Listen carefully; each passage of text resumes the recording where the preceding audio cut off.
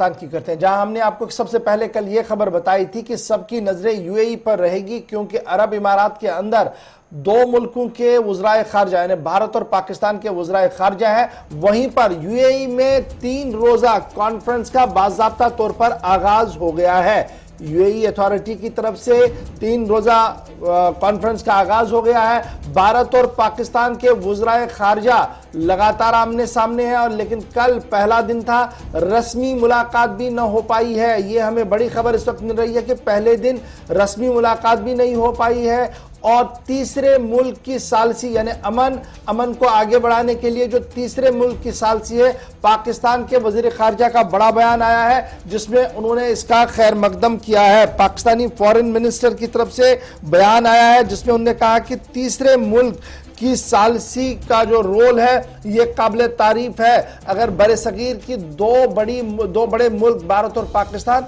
जिनके पास जौहरी असला है, अगर वो अपने मामलात को हल करवाने में कामयाब होते हैं और बाहमी बातचीत के जरिए से मसला हल होता है, तो ये पूरे बरसगीर के लिए बेहतर होगा। ताहम फॉरेन मिनिस्टर पाकिस्तान शाह महमूद कुरैशी ने कल यूएई के एक बड़े अखबार खलीज टाइम को एक डिटेल इंटरव्यू दिया है, जिसमें उन्होंने ये कहा कि तीसरे पार्टी यानी थर्ड पार्टी मीडिएशन जो है ये वेलकम स्टेप है। अगर भारत और पाकिस्तान के बीच टेंशन को ईज किया जाएगा, यानी इस सिलसिले में जो आपको बताइए, ये खबर इसलिए बड़ी इंपॉर्टेंट बन रही है क्योंकि आपको याद होगा कि यूएई के जो सफीर है उनकी तरफ से गुज़श्ता दिनों एक बयान दिया गया था। यूसुफ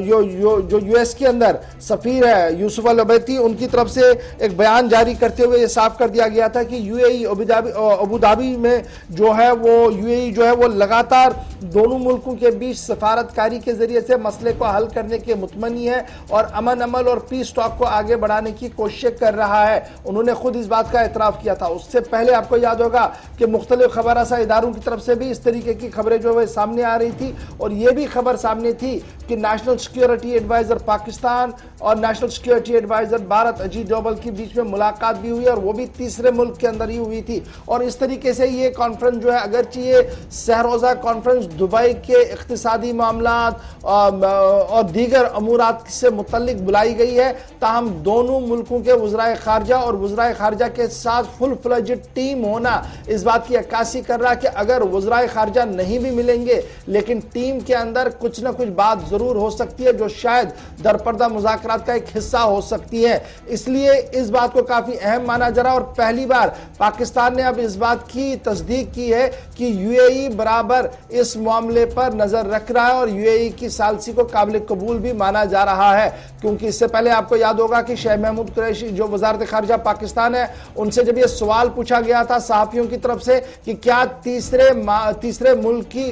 मुदाखलत जो है या मीडिएशन जो है वो चल रही है, तो उस वक्त वज़ारत खारजा पाकिस्तान की तरफ से साफ कर दिया गया था कि दोनों मुल्कों के बीच सफारत खाने हैं, और सफारत खाने इसीलिए होते हैं ताकि मामलात को हल किया जाए, और अगर हमने कोई मामला होगा तो हम उसी जरिए से हल करेंगे। डाउन प्ले करने की कोशिश की गई थी, लेकिन यूएई आते आते शाह महमूद कुरैशी ने बड़ा बयान खलीज टाइम्स को दिया है, जिसमें उन्होंने इस बात की वजाहत की है कि तीसरा मुल्क यानी यूएई जो है वो भारत और पाकिस्तान के बीच अगर टेंशन को ईज करने की कोशिश कर रहा है, यह वेलकम स्टेप है, और पाकिस्तान लगातार इस कोशिश की हिमायत करेगा। भारत की तरफ से साफ कर दिया गया था कि दोनों मुल्कों के बीच कोई भी मुज़ाकरात इस सिलसिले में नहीं होगी, और जो डॉक्टर जयशंकर है वो वहां पर मौजूद हैं, लेकिन आपसी मामला यानी भारत और के बीच किस तरीके से सलाह समझौता होगा, आगे फाइनेंशियल और दीगर मामला को किस तरीके से आगे बढ़ाया जाएगा, इसी सिलसिले में कॉन्फ्रेंस में वो मौजूद रहेंगे। तो ये तो थी बड़ी खबर भारत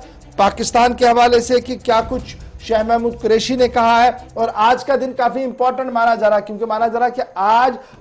जो दूसरा दिन है, और आज दूसरे दिन में साइडलाइंस पर कुछ हो सकता है। अब ये कुछ क्या होगा इसके लिए आप भी इंतजार कीजिए, हम भी इंतजार करेंगे। हो सकता है कप ऑफ टी हो जाए, अगर कप ऑफ टी होता है तो बड़ी चीजें तब्दील भी हो सकती है, इसलिए इंतजार कीजिएगा। बड़ी खबर आएगी जरूर दुबई से, उसका हम बाज़ाब्ता तौर पर आपके सामने खुलासा पेश करेंगे।